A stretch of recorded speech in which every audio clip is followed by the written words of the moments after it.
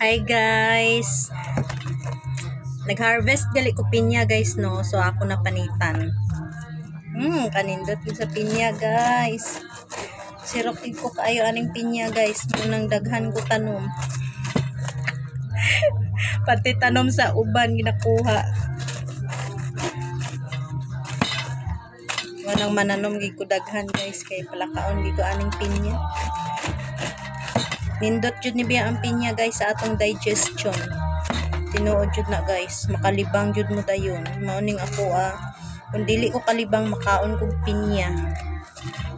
Kay pagkadugay-dugay, ana lang siya guys. Nya makalibang na kadayon.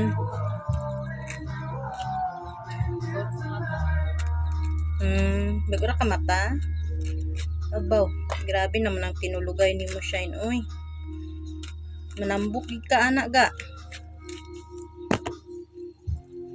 Bago ra bugtaw si Shine guys, unsa na ni oras. Saktibay.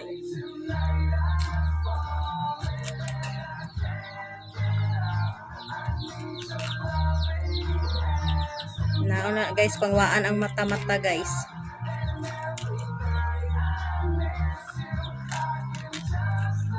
Mao ni siya si Pina guys, si Pina sang una ba nga gisugo sa iya nga mama, unya ana iya nga mama nga sede. Dili ko kapuya man ato. Layo kayo. Nya way pa ko napkin. Ato, atako nang tong sakit silyo. Gasi lang. Nautod akong kwento nin. No to guys, gisugo si Pinya sang una, si Pina sang una, si iya mama, ng pangitaon ang luwag man tuguro. Nalimot ko unsa tong gisugo sa iya. Nya wala siya kakita guys. Nya nagwish iya mama nga sana Pina magkaroon ka ng maraming mata. Latiway nga mga kwan ba.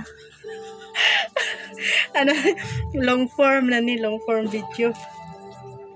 Tapos guys, natingala iya mama guys nga si Pina gulpi lang nadula guys.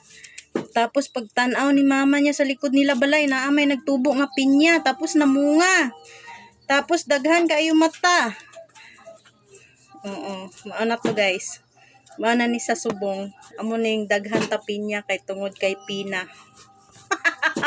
Pinalagpat nga storya ba.